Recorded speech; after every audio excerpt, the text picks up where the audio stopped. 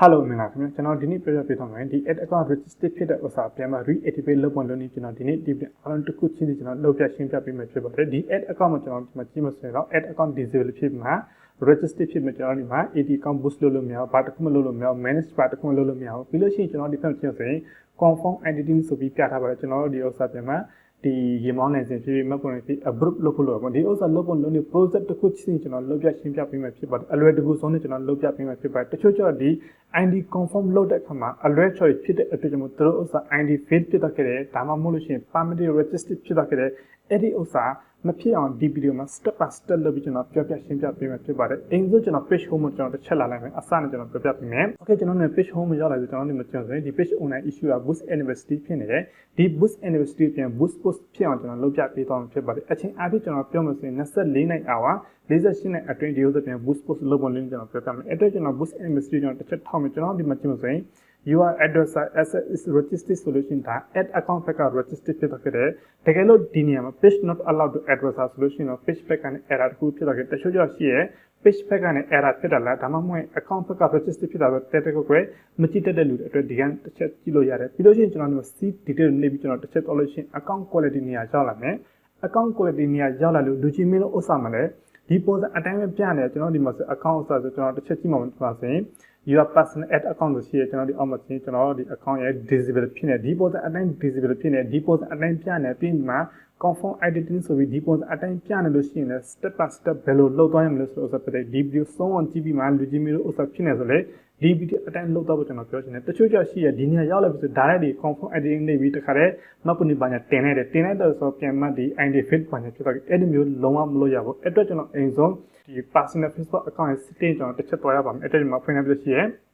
okay ကျွန်တော်ဒီ setting ရောက်လာပြီဆိုလို့ရှိရင်ကျွန်တော်ဒီမှာ security and login ဆိုတစ်ချက်နေမယ်ဒီဥစ္စာကျွန်တော်တစ်ချက်နေပြီကျွန်တော်ဒီမှာ two factor ဆိုရှိကျွန်တော်ဒီ two factor တစ်ချက် on လုပ်ပေးရပါမယ်ကျွန်တော်ဒီမှာစင်များတော့အပြည့်အလွယ်ကူဆုံးကျွန်တော်ဒီမှာ use phone number ဆိုတစ်ချက်ပေါ့ဒါတော့တစ်ချက်နေလိုက်ပြီဆိုကျွန်တော်အဲ့မှာ phone number ထည့်ပါ phone number ထည့်ပြီးဆိုရင်ကျွန်တော် send ဆိုပို့လိုက်ကျွန်တော်ဒီမှာ OPD code 6လုံးပို့လိုက်အဲ့ဒီ code 6လုံးထည့်လိုက်ပြီးဒီဥစ္စာ on ဖြစ်တော့ခင်အခုဒီဥစ္စာ off ဖြစ်နေအတွက်ပေါ့နော်ဒီဥစ္စာလုပ်ရမယ်ဒီဥစ္စာလုပ်ပြီးတော့ဆိုပြန်မှနောက်တနေ့ပြန်လာမှာပေါ့နော်ဒီနည်းနည်း back ဆိုမယ်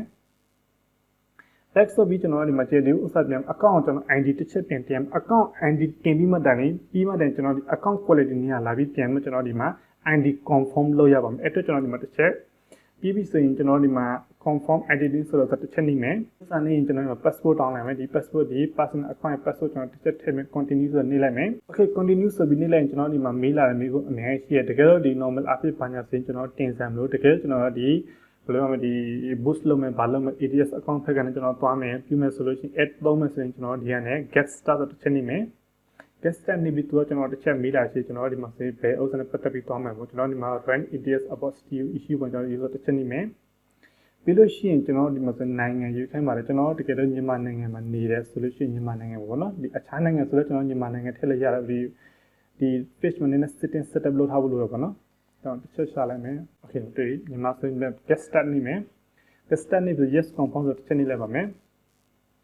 yes confirm နေပြီးတော့တကယ်ဖုန်းနဲ့သွားလို့ရှိရင်ရတယ်ဒါမှမဟုတ်ကျွန်တော်ဒီန်သွားလို့ရကျွန်တော်တို့ဆိုရင် two factor မခံထားတဲ့အတွက်ကျွန်တော် two factor ခံဖို့အိမ်ဆိုကျွန်တော်တိုက်တွန်းပါတယ်အဲ့တော့ကျွန်တော်ဒီန် next ဆိုတော့ two factor ခံရမယ် two factor ခံပြီးသွားလို့ရှိရင်ကျွန်တော်တို့ဒီ Facebook personal account မှာတစ်ချက်ဝင်ပြီးမှ setting တစ်ချက်ဝင်မှာကျွန်တော်တို့ဒီမှတ်ပုံတွေမှာရှိတဲ့ဥစ္စာ birthday ဒါမှမဟုတ်ရေမောင်းနိုင်စဉ်တင်ရေမောင်းနိုင်စဉ်ရှိတဲ့ birthday ဒါမှမဟုတ် passport နဲ့တင်လို့ဆို passport မှာရှိတဲ့ birthday နဲ့ဒီ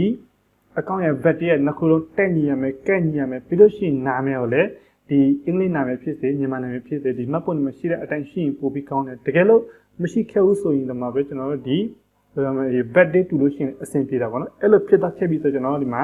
အဲ့ချိန်မှာကျွန်တော်တက်ပုံတင်ရမှာကျွန်တော်ဒီ process တော့ကျွန်တော်မလုပ်ပြတော့ပါဆိုသူရဲ့ privacy ရှိတဲ့အတွက်သူကကျွန်တော်ဒီဥစ္စာဆက်လက်ပြီးမလုပ်ပေးပါနဲ့ဒီ private လုပ်ပေးပါဆိုကျွန်တော်ဒီကျွန်တော်ပြပေးအောင်နော်ဒီမှာ two factor ပညာခံအားလုံးလုပ်ပြီးတော့ဆို ID တင်မဲ့ခံအဲ့ data point site က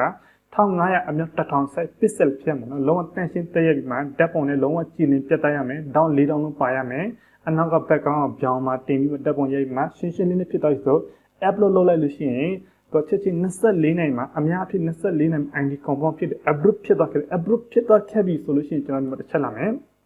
approve ဖြစ်တယ်ဖြစ်စေမဖြစ်တယ်ဖြစ်စေကျွန်တော်ဒီဘက်မှာ ID တင်ပြီးသွားပြီဆိုလို့ရှိရင်ကျွန်တော်ဒီမှာ account quality နေရာလာမယ်ကျွန်တော်ဒီမှာတစ်ချက်နေမှာ